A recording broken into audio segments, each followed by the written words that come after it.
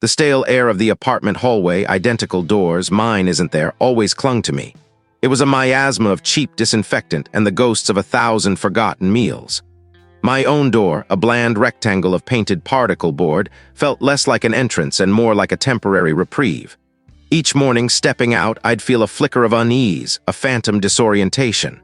The identical doors, the faded beige paint, the flickering fluorescent lights, it was designed to be forgettable, a place where lives were meant to pass through, not settle. And mine had been passing through for too long. I was 23, and my life was a landscape of chipped paint and overdue notices.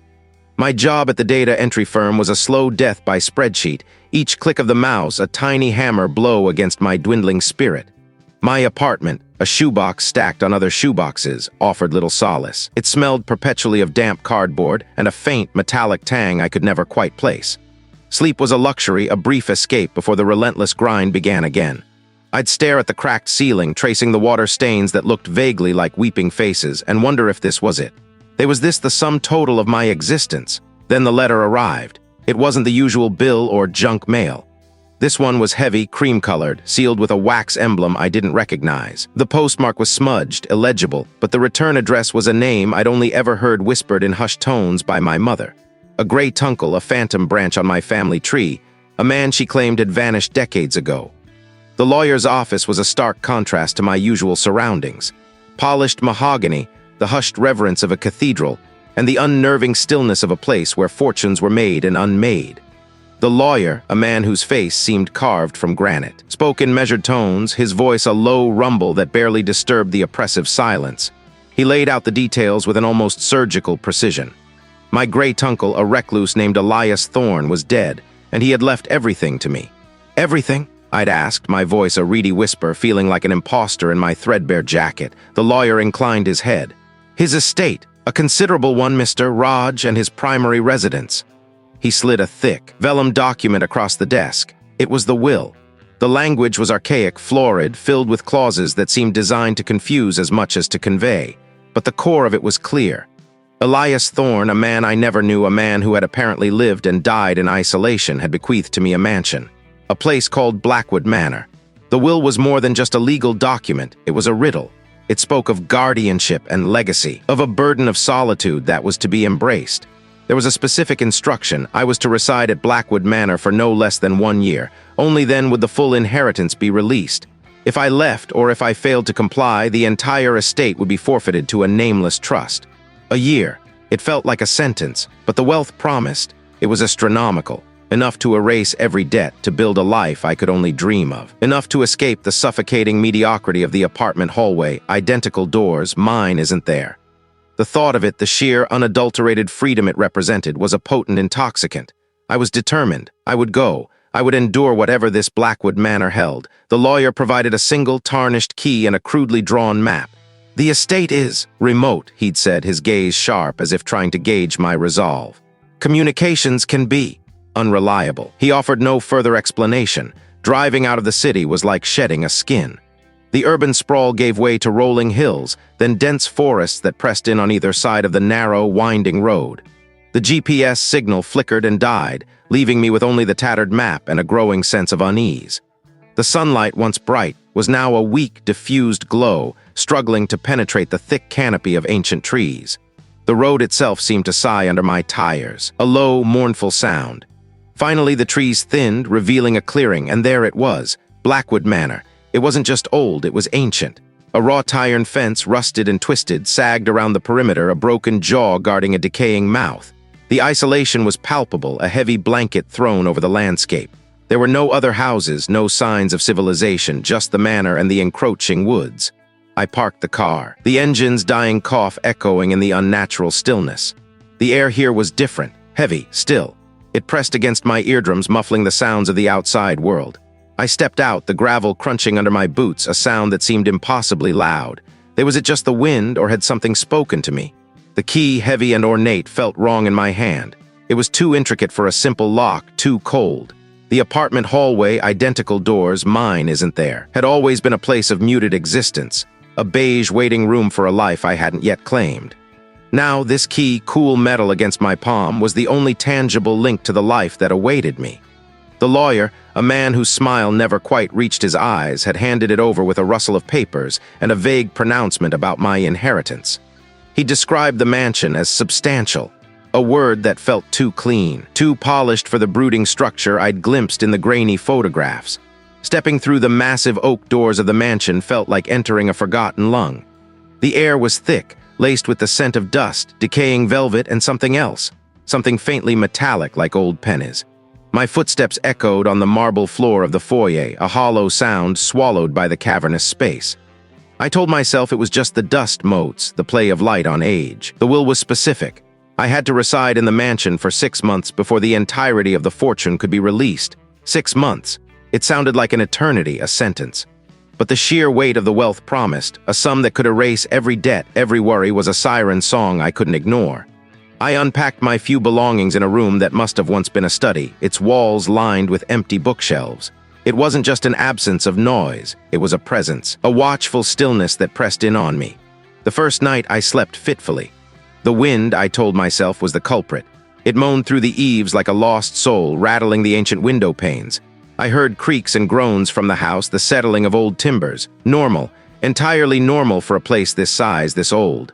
But there was a particular sound, a soft, insistent scratching that seemed to emanate from within the walls of my room, like a trapped animal, just peeling wallpaper, stained with watermarks that resembled weeping faces. The next day I explored. The mansion was a labyrinth of dimly lit corridors, grand ballrooms choked with dust sheets, and rooms filled with furniture that seemed to sag under the weight of years. In one chamber, a music room, a grand piano stood sentinel. I ran a finger over its keys, leaving a trail in the thick dust. A single, discordant note, sharp and jarring, sprang forth. I hadn't pressed it hard enough. I was sure of it. The sound hung in the air, a sour note in the pervasive quiet. Later, I found a child's rocking horse in the nursery, its painted eyes wide and vacant. It was still. But as I turned to leave, I could have sworn I saw it sway, a gentle, almost imperceptible movement. My mind, I reasoned, was playing tricks on me. The isolation, the sheer strangeness of the place was getting to me. The metallic scent grew stronger sometimes, in certain parts of the house, a coppery tang that made my stomach clench. I'd trace it, trying to pinpoint its source, but it always seemed to dissipate just as I got close. It was like chasing a phantom. One afternoon, while sorting through a pile of old ledgers in what looked like a forgotten office, a draft swept through the room, though all the windows were firmly shut. Papers scattered, rustling like dry leaves. And then I heard it again, so faint I almost missed it. It sounded like my name, Raj. I spun around, my heart racing. Nothing. There was I hearing things. There was this inheritance already costing me my sanity. I started leaving doors open, trying to banish the feeling of being watched. I found myself jumpy, startled by the slightest noise. A floorboard creaking upstairs. A branch scraping against a window pane. Each sound was amplified, distorted, until it felt like a deliberate assault. I'd lie awake at night. Listening, the scratching was back, louder now, more urgent. It wasn't just in my room. It was everywhere, coming from the walls, the floors, the ceiling, 1,000 tiny claws scrabbling against wood and plaster. I pulled the heavy quilt up to my chin, my breath catching in my throat. The metallic smell was back, strong, acrid. It was no longer just the smell of old pennies. It was the smell of something else, something old and hungry. And it was getting closer. What was this house trying to tell me? Now this key, cool metal against my palm, was a promise, a threat, a way out or a way in. I turned back to the wall, my fingers tracing the faint outline of where a door should be. Nothing. Just the same sterile wallpaper, the same scuff marks near the baseboard. My breath hitched. I'd been so sure. I'd held the landlord's letter, the one with the precise address, the one that had guided me here, a map to a forgotten inheritance. But the hallway stretched, an endless, featureless corridor mocking my certainty. I shook my head, a futile attempt to dislodge the creeping unease. It was the stress, the move, the sheer strangeness of the mansion's bequest. Raj, the name in the will, a relative I'd never met, had left me everything. A sprawling estate, wealth beyond imagining, all contingent on me occupying it for 1 full year. The lawyer had been vague about the details, his eyes darting away when I pressed. Eccentricities, he'd murmured, his voice dry as old parchment. A man of unique tastes. I forced myself to breathe, the stale air of the hallway doing little to calm my racing pulse. I'd come to the apartment building because the lawyer had said the deed to the mansion was being held in escrow, accessible only with a specific key he'd sent, waiting for me here. He'd been insistent. Go to the designated location. The key will be there. My instructions will follow. And it had been there, tucked into a small, velvet-lined box on a nondescript shelf in the building's lobby, right where he'd said it would be. But the apartment, it wasn't there. A faint scent like damp earth and old paper began to coalesce around me. It was subtle at first, easily dismissed as the building's general mustiness. But it grew, thickening, clinging to the back of my throat. It wasn't unpleasant, not exactly, but it was undeniably old. The kind of old that spoke of things long buried, of secrets undisturbed for centuries. I took another step, my shoe scuffing against the linoleum. The sound seemed amplified, a sharp crack in the suffocating silence. I looked at my reflection in the polished brass of a nearby doorknob. My face was pale, my eyes too wide. I looked like a cornered animal. I needed to get out of this hallway, find the actual apartment, find the instructions. This was a test, surely, a bizarre initiation ritual. I turned back to the wall, running my hands over it again, more deliberately this time. My fingertips brushed against something rough, almost like coarse burlap beneath the smooth wallpaper. I pressed harder. It gave way slightly, a subtle yielding. My heart gave a lurch. This wasn't just a wall. With a surge of adrenaline, I began to peel back the wallpaper. The damp earth smell intensified, laced now with something metallic, coppery. My fingers fumbled, seeking an edge, a seam. The rough material felt like dried mud, cracked and brittle. Then I found it. A thin, almost invisible line, a seam I pushed. The section of wall didn't swing open, but it shifted. A low, grinding sound, like stone against stone, echoed in the confined space. My muscles tensed, ready to bolt, but curiosity, a dangerous, gnawing thing, held me rooted. The grinding stopped. It was a smell that spoke of rot, of something vital that had long since given up the ghost. My hand, still clutching the ornate key, trembled. This was not what the lawyer had described. He'd spoken of a temporary holding place, a neutral ground. This was a descent into what? I peered down into the blackness. I couldn't see the bottom. The stairs looked ancient, hewn from rough stone, worn smooth in the center by countless feet. Each step seemed to absorb the meager light that filtered from the hallway, drawing it into its depths. My mind, already frayed, began to conjure images. I thought of the lawyer's evasive gaze, the cryptic wording of the will. There was this part of the inheritance, there was this the price of the fortune. I flinched, spinning around, but the hallway remained empty, the identical doors impassive. The only sound was my own ragged breathing. It hadn't been words, not really, but a sound that spoke of hunger. I looked back at the gaping maw of the staircase. It was a tool, meant to unlock something. But what if it unlocked something that was never meant to be found? What if descending those stairs was the true beginning of Raj's test, a test not of courage, but of sanity? Was this the only way forward? The air in the apartment hallway, identical doors, mine isn't there, felt thick like wading through syrup. Each breath caught in my throat, a dry rasp against the silence. The lawyer's instructions echoed in my head, a maddening loop of reassurance that now sounded like a taunt. The key, the deed, access, the mansion. But the key, heavy and cold in my palm, felt useless. None of these doors, all identical, all a dull, institutional beige, bore any resemblance to the markings the lawyer had described. No brass plaque, no etched numeral. Just endless, suffocating sameness.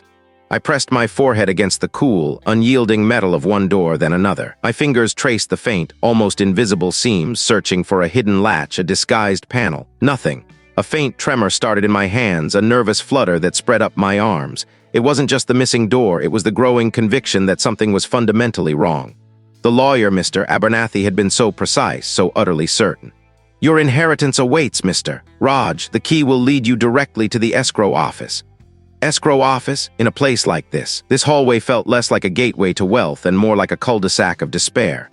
My gaze drifted down the corridor, the fluorescent lights casting a sickly, greenish pallor on everything. The linoleum floor, a dizzying pattern of gray and black squares, seemed to stretch into an impossible distance. There was no one else here. No shuffling feet, no distant murmur of voices, no television blaring. I stopped, listening. There was a faint scraping sound, like fingernails on wood. I held my breath, straining my ears. It came again, closer this time, from behind one of the doors to my left. A low, guttural moan followed, barely audible, like a wounded animal. My heart, a frantic bird against my ribs, suddenly beat a desperate rhythm. I backed away, my eyes wide, fixed on the offending door. It looked no different from the others, yet it felt like a gaping maw ready to swallow me whole. I fumbled for my phone, my fingers clumsy and slick with sweat. No signal, of course. The lawyer had mentioned the building's unique structural integrity affecting reception, a polite way of saying it was a dead zone. My resolve, which had felt so strong moments ago, began to fray. The mansion, the immense wealth, but the thought of turning back, of admitting defeat, gnawed at me. I was Raj. I was supposed to be determined. This was my inheritance, my chance. I couldn't let a creepy hallway and a phantom sound deter me. My writer's curiosity, a beast I usually kept leashed, began to stir. What was behind that door? What was this place? The lawyer's evasiveness, the strange will, the house itself, it was all a puzzle, and I suddenly had an overwhelming urge to solve it. I took a deep, shaky breath. The air still tasted stale, but now it held a faint, metallic tang like old pennies. I focused on the key in my hand. It was intricately wrought, heavier than it looked, with a peculiar, almost organic pattern etched into its shaft. It wasn't just a key. It felt like a piece of the mansion itself. I walked back towards the end of the hallway, the scraping sound now a distant memory, replaced by the persistent hum of the fluorescent lights. My mind raced, piecing together fragments of the will, the lawyer's cryptic pronouncements. "The house remembers," he'd said. "It holds its secrets close." I reached the corner, a dead end, or so I thought. As I turned, my shoulder brushed against the wall. A section of the plaster, disguised with uncanny skill, gave way.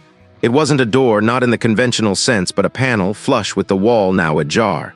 A profound, absolute blackness that seemed to absorb the meager light of the hallway. A faint, sweet scent like decaying flowers wafted out. It was cloying, sickeningly sweet, and it sent a shiver down my spine that had nothing to do with the temperature. My hand trembled as I reached for the edge of the panel. It was rough, splintered wood. My writer's mind, now fully engaged, conjured images of hidden passages, secret rooms, forgotten histories, but my gut screamed danger. The scraping sound returned, louder this time and closer. It was the sound of something trying to get out, or perhaps the sound of something trying to get in. I hesitated, my fingers hovering over the opening. The key felt warm in my hand now, almost pulsing. This was it, the hidden entrance, the path to the mansion, but what lay beyond, and more importantly, what was making that sound? Was it the house itself, a manifestation of its malevolence, or was it something, or someone, trapped within? The air behind the panel tasted like damp earth and something else, something metallic and sour. My hand, trembling just a little, pushed it further open. The gap widened, revealing not a room but a void. It wasn't just dark, it was an absence of light, a solid, consuming blackness that seemed to drink the faint glow from my phone screen. I hesitated. Raj, I fool, what are I doing? This is madness, but the promise, the wealth. I stepped through the opening. I fumbled for my phone, the flashlight beam a pathetic defense against the encroaching gloom. The space was vast, larger than any room in the house above. My light swept across rough-hewn stone walls, slick with condensation that dripped with a slow, maddening rhythm. Then a sound, a faint, rhythmic scraping. It came from somewhere ahead beyond the reach of my light. I froze, straining to hear. It was like fingernails on stone, slow, deliberate. Scrape, pause. It burrowed under my skin, a primal signal of danger. My heart, which I'd been trying to keep steady, began to thrum a frantic, offbeat rhythm against my ribs. I wanted to turn, to scramble back through the hidden panel, but my feet felt rooted to the damp floor. The scraping stopped. I raised my phone higher, my hand shaking so badly the beam danced erratically, and then I saw it. Not a creature, not a person. It was a marking on the stone wall etched deep as if by something ancient and sharp. It was a spiral, intricate and disturbing, its lines impossibly fine. As I stared, I felt a strange disorientation, the world tilting slightly. The pattern seemed to shift, to writhe at the edges of my vision. It was like looking into a well that pulled at my gaze, promising, what, answers or oblivion? I stumbled backward, my heel catching on an unseen irregularity in the floor. The light died, total blackness. A guttural gasp escaped my throat. I was blind, trapped in this subterranean tomb with that scraping sound echoing in my memory. I reached out, my hand sweeping through the frigid, damp air, searching for the wall for any solid surface. My fingers brushed against something impossibly smooth, something that felt like polished bone. I snatched my hand back as if burned. My breath hitched. Not just a feeling, but a palpable weight pressing down on me, a suffocating pressure that made it hard to breathe. It was the house. It was the house here. This wasn't just a building, it was something alive, something aware, and it had led me here. The metallic tang in the air intensified, thick and cloying like old blood. I squeezed my eyes shut, trying to block it out, trying to make sense of it. The will. It was all a lure.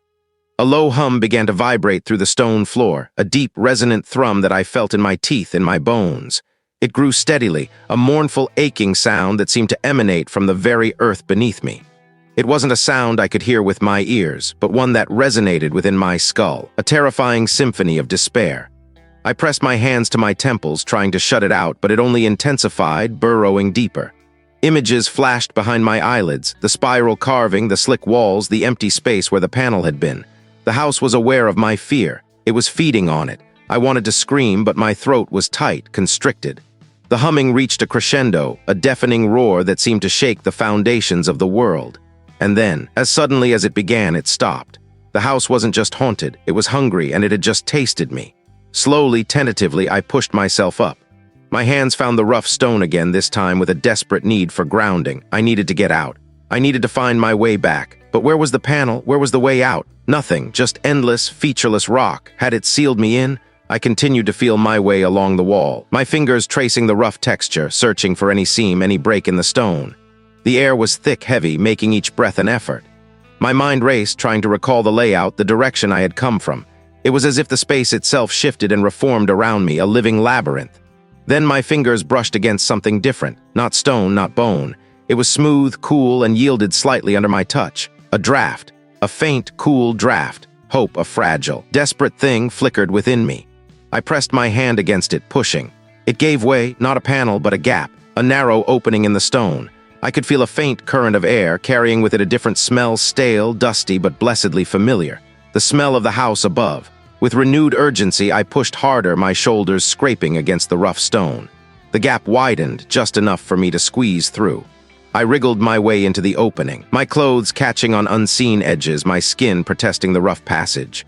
I emerged, gasping, into a narrow, dusty corridor. The air here was stale, but it was breathable. I scrambled to my feet, my eyes still adjusting to the faint light filtering from somewhere above. I looked back at the opening. It was a jagged tear in the stone, a raw wound in the wall, but there was no panel, no sign of the seamless concealment. It was just a hole. As I watched, the edges of the tear seemed to shimmer, to blur, and then with a soft, almost inaudible sigh, the stone knit itself back together, leaving no trace of the passage. It had healed itself. The house had sealed me in, and then when it was done with me, it had let me go, but why? What did it want? And how did it know my deepest fears? I turned away from the wall, my mind reeling. I had to get out. I had to get away from this place. What? I didn't know, but I knew it was watching. I knew it was waiting. I burst through the main door, the familiar creaking would-a-welcome sound. The night air, cool and crisp, hit my face. I stumbled out onto the overgrown lawn, my lungs burning, my legs trembling. I ran until I thought my heart would burst. I hadn't escaped. I had merely been allowed to leave for now, always waiting. When I finally stopped, gasping for air, I found myself on a dimly lit street. I recognized the architecture. This wasn't the road leading away from the mansion. This was familiar, too familiar. I looked down at my hands, still grimy from the stone. I looked at my torn clothes, and then I looked at the row of doors before me, identical, and my heart sank. My apartment hallway, identical doors, mine isn't there. Where was I, and how had I gotten here? It wasn't just dark. It was an absence of light, a solid, consuming blackness that seemed to drink the beam from my flashlight. I recoiled, my breath catching in my throat. It was the sound of something vast, something ancient stirring.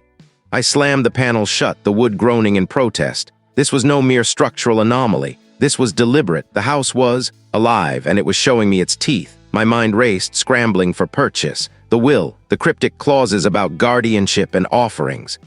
It wasn't just about inheritance. It was about appeasement. I had to get out, now. There was a window, large and arched, overlooking the overgrown gardens. It was my best bet. I moved towards it, my footsteps unnaturally loud on the dusty floorboards. As I reached for the heavy velvet curtains, a faint scratching sound began. It came from within the walls, a soft, insistent scraping, like 1,000 tiny claws working their way through plaster. I froze, straining to listen. The scratching grew louder, closer. It seemed to be following me, always just out of sight. My skin prickled. I ripped the curtains aside, my fingers fumbling with the latch. It was stiff, resisting my efforts. I threw my weight against it, the metal groaning. Then the scratching stopped. I risked a glance back, nothing. I turned back to the window, my focus razor-sharp. I finally wrestled the latch free.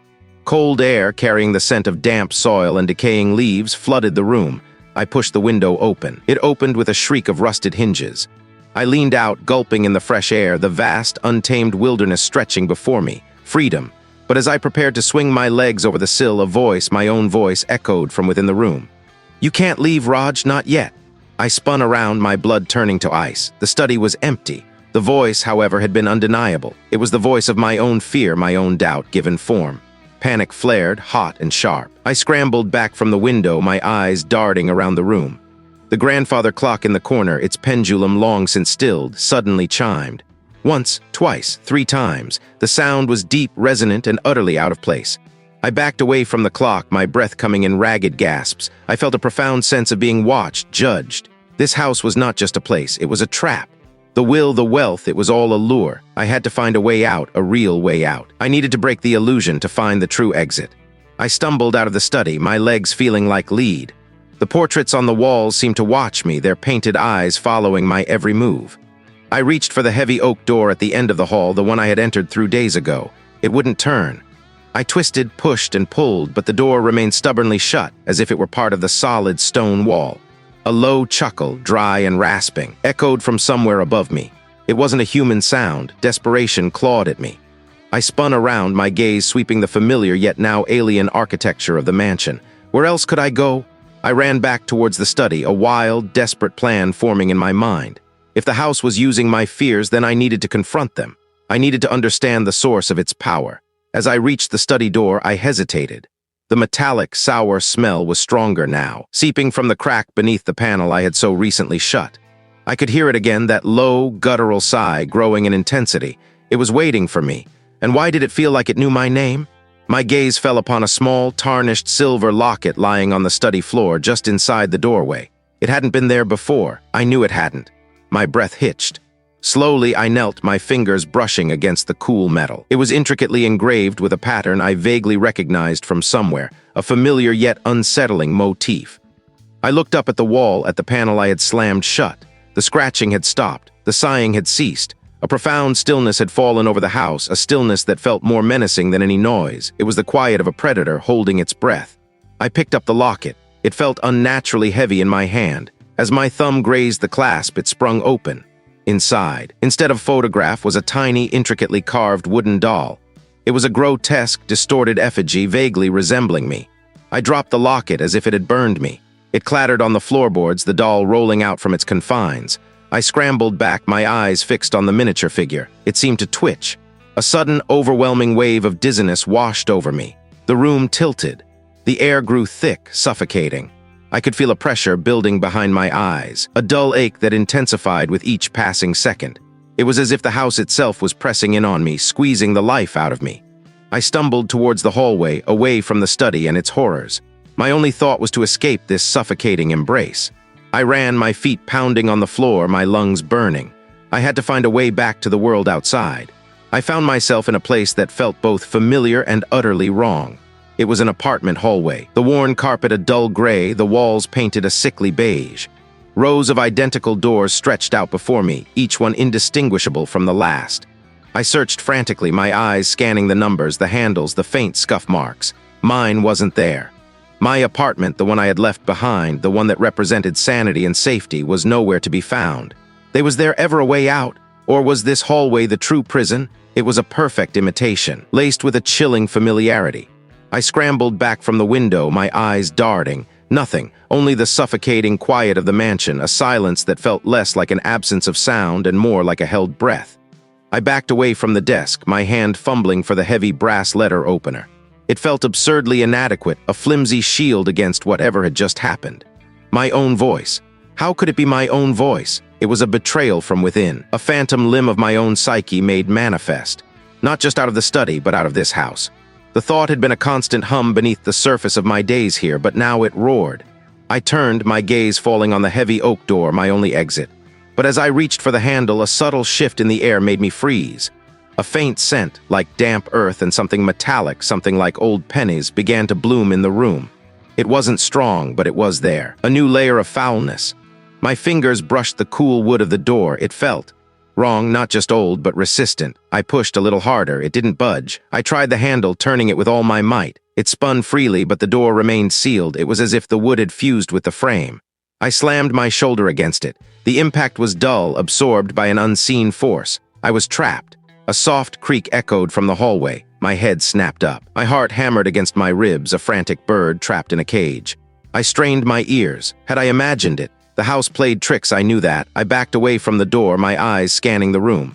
The portraits on the walls seemed to watch me, their painted eyes following my movements. I fought the urge to scream, to pound on the door, to beg for release. That was what it wanted, wasn't it? To break me. I needed a plan. This was a test, a twisted game. The will had promised wealth, but it had also hinted at a hidden legacy. Perhaps this was the price. I had to find a way through. My gaze fell upon the large, ornate grandfather clock in the corner. It had stopped days ago, its hands frozen at 3:15. But now a faint, rhythmic ticking seemed to emanate from it. Tick, tock, tick, tock. I crept towards it, my bare feet silent on the Persian rug. The ticking grew louder, more insistent. As I drew closer, I noticed a faint luminescence emanating from behind the clock's face. It was a sickly green glow, pulsing with the rhythm of the ticks. I reached out, my fingers trembling, and touched the polished wood. With a surge of desperate resolve, I gripped the edge of the clock's glass door and pulled. It swung open with a groan, revealing not the inner workings of gears and pendulums, but a swirling vortex of that same green light. The ticking intensified, becoming a deafening roar. The scent of damp earth and old pennies grew stronger, almost choking me. My breath hitched. I stared into the chaotic light, a primal instinct screaming at me to run, to hide. But another voice, calmer, more resolute, whispered in my mind. This is it, the heart of it, you have to go through. I took a step closer, the light washing over my face. It felt like being submerged in icy water, a shock that stole my breath. The room around me began to warp and twist, the walls seeming to stretch and contort. The portraits leered, their painted smiles widening into grotesque snarls. The ticking was no longer just a sound. It was a vibration that shook me to my bones. Then the floor beneath me gave way. Not a sudden drop, but a slow, sickening descent, as if reality itself was unraveling. The last thing I saw before the light consumed me was the study, now a distorted echo of itself, the furniture melting like wax. I landed, not with a crash, but with a soft thud on a surface that felt like damp, cool sand. The air was thick and heavy, pressing in on me from all sides. I scrambled to my feet, my hands reaching out, touching nothing but empty space. A faint, metallic tang pricked my nostrils. I took a tentative step forward, then another. My foot brushed against something soft and yielding. What had I stepped on? Then a faint shimmer of light appeared in the distance, like a single distant star. I started towards it, my heart a leaden weight in my chest. It sounded like 1,000 tiny voices, all speaking at once, their words indistinguishable, yet laced with a venomous intent. Were they here with me? And if so, what were they waiting for? The ticking. It was no longer a gentle cadence, but a relentless hammer against my skull. Each tick was a tiny spike driven deeper into my sanity. I squeezed my eyes shut, trying to banish the warping room, the leering faces. It's not real, it's not real. But the cold seeped from the floorboards, a clammy hand reaching for my ankles. It was real enough. When I opened my eyes, the room was still. The portraits were just paintings again, their smiles fixed and lifeless. The walls stood firm. The air, however, remained heavy, thick with the scent of dust and something else. Something metallic, like old blood. The light was still there, emanating from the center of the room, a shimmering column that pulsed with an inner, sickly luminescence. It hummed, a low thrum that vibrated in my teeth. I remembered the will. To my dearest Raj, the inheritor of Blackwood Manor, I leave not only my fortune but the key to its eternal peace. Find it within the heart of its darkness and claim your inheritance or be consumed by its hunger. Eternal peace, what a cruel joke. This was no inheritance, it was a trap. The hunger. I felt it now, a gnawing emptiness in my gut, a craving for something I couldn't name. My gaze fell on the fireplace. The stone hearth was etched with symbols I'd seen before, on the spine of the hidden journal, on the carvings in the library. They seemed to shift, to writhe just at the edge of my vision. You belong here, Raj, you are one of us now. No, I wouldn't belong, I wouldn't be consumed. I was Raj. I had come for the fortune, yes, but more than that, I had come to understand. And now, I understood. The house fed on fear, on despair. It lured people in, promising everything, and then it broke them. I took a step towards the light. My boots crunched on something on the floor. I looked down, small white fragments like shattered bone. Give in, it's easier, let go. My hand instinctively went to my pocket, to the small, tarnished silver locket my mother had given me. It was a silly thing, a childish comfort, but holding it now, I felt a sliver of defiance. I wouldn't let this place take me. I wouldn't become another hushed story, another spectral resident. The light flared, blinding me for a moment. When my vision cleared, the room was different. The ticking had stopped. The silence was worse. It pressed in, heavy and suffocating. A figure began to coalesce within the vortex, a tall, gaunt silhouette that seemed to absorb the light. The metallic scent grew stronger, cloying. "You are strong, Raj," a voice echoed, not from the figure, but from everywhere at once. It was the voice of the house, ancient and hungry. But strength is a fragile thing. It breaks, it cracks, it turns to dust. I could feel it, the house's immense power pressing down on me, trying to crush my will. My knees felt weak. The urge to sink to the floor, to curl into a ball and surrender, was almost overwhelming. But then I saw it. It was small, almost imperceptible, but it was there. It was the key. The will had spoken of a key. Not a physical object, but something within the house itself. This was it. I took a deep, shuddering breath. The air tasted like decay. My body was trembling, a violent tremor that shook me to my core, but my mind was clearer than it had ever been. I knew what I had to do. I had to reach that light. I started walking, not towards the figure, but towards the vortex. They snagged at my clothes, my skin, trying to pull me down, to drag me into the suffocating blackness. "You cannot escape," the house boomed, its voice a symphony of creaks and groans. "You are mine." I ignored it. I focused on the golden flicker. It was growing, I was sure of it, or was that just my hope playing tricks on me? I stumbled, my hands flying up to shield myself. I felt a searing pain, like 1,000 tiny needles pricking my skin. When I could see again, I was closer. I knew I couldn't fight it directly. The house was too old, too powerful. But perhaps I could starve it. If the house fed on fear, then courage was its poison. If it fed on despair, then hope was its undoing. I began to speak, my voice raspy at first, then growing stronger.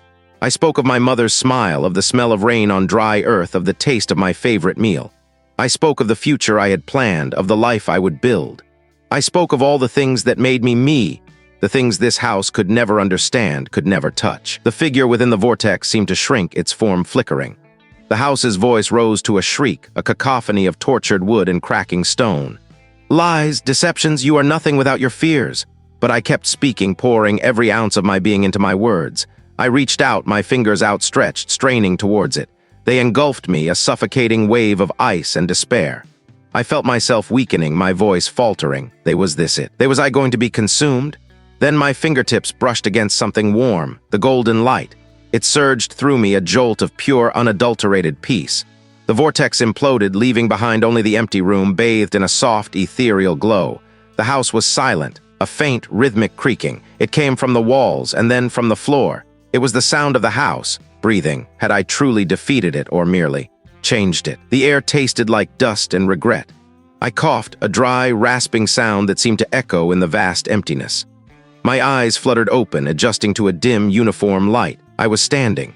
My legs, shaky but functional, held me upright. Where was I? This wasn't the manor. It wasn't the vortex. I looked around. An apartment hallway, identical doors, mine isn't there. That's what it was. A long, beige corridor stretched in either direction, punctuated by a series of identical, uninspired doors. Each one was painted the same bland shade of cream, each equipped with the same dull brass knob. There was no welcome mat, no peephole, no distinguishing mark to suggest one was any different from the next. A low, persistent hum vibrated through the floor, a sound I couldn't quite place but which set my teeth on edge. It was the sound of waiting. My hands felt strangely light. I flexed them, watching the tendons and knuckles move. They were my hands, but they felt alien. A dull ache throbbed in my temples, a phantom echo of the immense pressure I'd felt just moments before. The light, the golden light. I remembered reaching for it, a desperate grasp for salvation. Had I made it? Had I escaped the manor's suffocating embrace? A faint scent, something cloying and sweet like decaying flowers, tickled my nostrils. It was a smell I recognized, a perfume that used to linger in the air of the manor's drawing room before the rot set in. A shiver traced a cold path down my spine. This was no escape. This was something else. I took a step, then another, my shoes making a soft, flat sound on the linoleum. Each door I passed felt like a judgment. Behind them, I imagined, were lives lived in quiet desperation, in endless loops of mundane existence. They were these the lives the manor had offered me, a choice between opulent decay and sterile anonymity. My gaze swept over the doors again, a rising panic beginning to claw at my throat. Where was my door? The one that led back, the one that led to anything other than this suffocating uniformity. I walked faster, my breath coming in shallow bursts. The hum seemed to grow louder, pressing in on me. It was a sound that suggested stillness, a profound, unyielding lack of change. I reached a corner, expecting it to turn, to offer a new vista. But it was just another stretch of the same hallway, the same doors, the same oppressive light. My heart hammered a frantic rhythm against my ribs. I pressed my palms against my eyes, squeezing them shut, trying to force the image of the manor of the vortex back into my mind. I needed to remember. I needed to know what had happened, the will, the promise of wealth. I had faced it. I had touched it, or had I? The memory was a smear, a watercolor painting left out in the rain.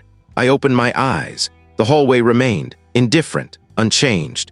A profound weariness settled over me, heavy as a shroud. I looked down at my clothes. They were the same ones I'd worn when I'd last stood in the manor's grand hall, facing the entity that had held me captive.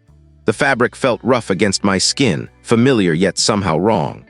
A flicker of movement caught my eye at the far end of the corridor, indistinct in the hazy light. Was walking towards me.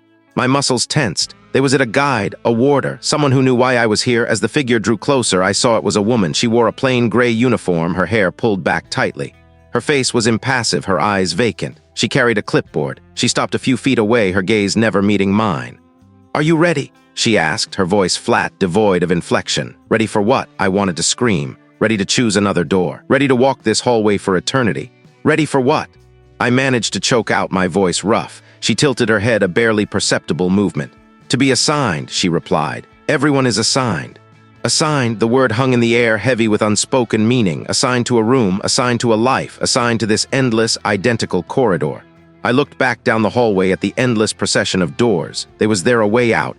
My gaze drifted to my own hands again. They looked normal, but the feeling of detachment persisted. Like I was watching myself from a distance, a marionette whose strings were held by an unseen puppeteer. The woman with the clipboard waited. Her silence was a tangible weight. She didn't press, didn't threaten. She simply existed, an embodiment of the hallway's unchanging nature. I thought of the manor, the grandeur, the history, the sheer, suffocating presence of it. I had fought it, this. Was this the reward? Was this the resolution? A beige purgatory. A faint, almost imperceptible smile touched the woman's lips. It didn't reach her eyes. "It's a peaceful existence," she murmured, as if reading my thoughts. No more fear, and the struggle, I realized with a sickening lurch, had only just begun. Had I escaped the manor only to find myself trapped in its echo? Was this the final, insidious trick? To offer a false peace, a sterile oblivion in exchange for the vibrant, terrifying mess of being truly alive? I took a breath, the stale air filling my lungs. I had to know. The woman's gaze finally met mine, and for a fleeting second I saw something flicker in the depths of her vacant eyes. Recognition, pity, or something far, far worse. "I don't get to choose," she said, her voice still flat. "The house decides." The house, the manor, it was still here, wasn't it? Even in this sterile, endless corridor. It had followed me. It had claimed me. And now it was ready to assign me my place, but where? And to what end?